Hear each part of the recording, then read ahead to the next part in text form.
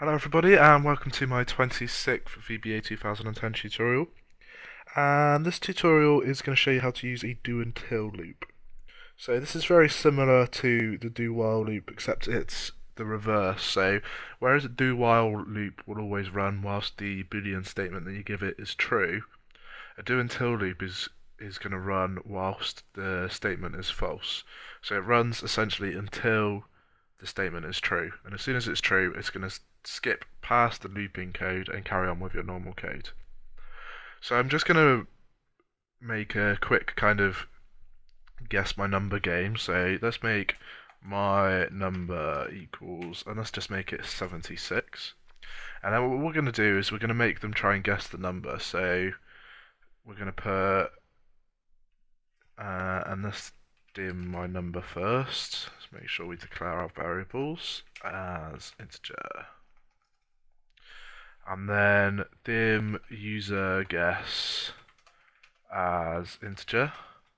And then user guess equals, and then input box, and please guess my number between 1 to 100. And then make sure you put it in the brackets. Oh, we've loaded up help. There we go. And then we want to do a do until user guess equals my number. And then loop. So we want it to loop whatever is in this section of code until they've guessed the correct number. And then once they've guessed it, we're going to put a message box at the end that just says, congrats, you guessed it. And then in here, so again we're going to need to put something in that's going to change user guess, because otherwise it's just going to put it in once and then it's just going to keep going forever. So we want to just put in a if user guess is greater than my number, then lower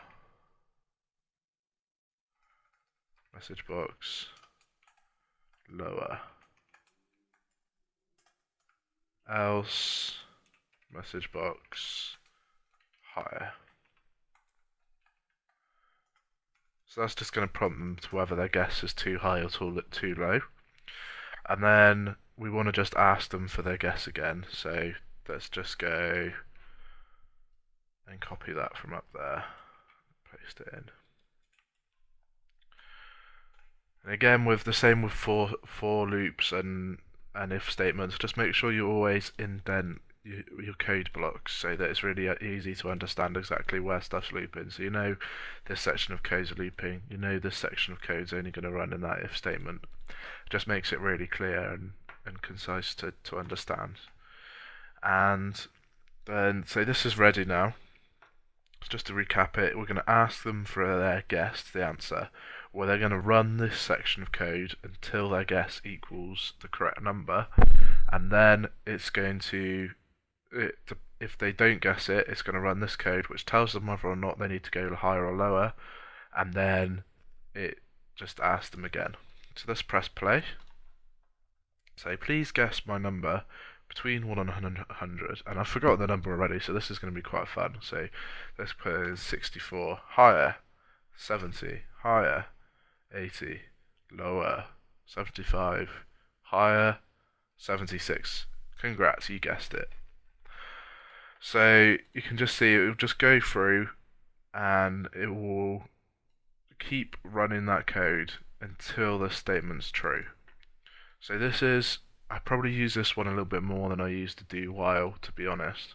This is the one I use most of the time, but they're essentially the same thing. It's just one is the opposite of the other. So whichever is your preference, just use that one.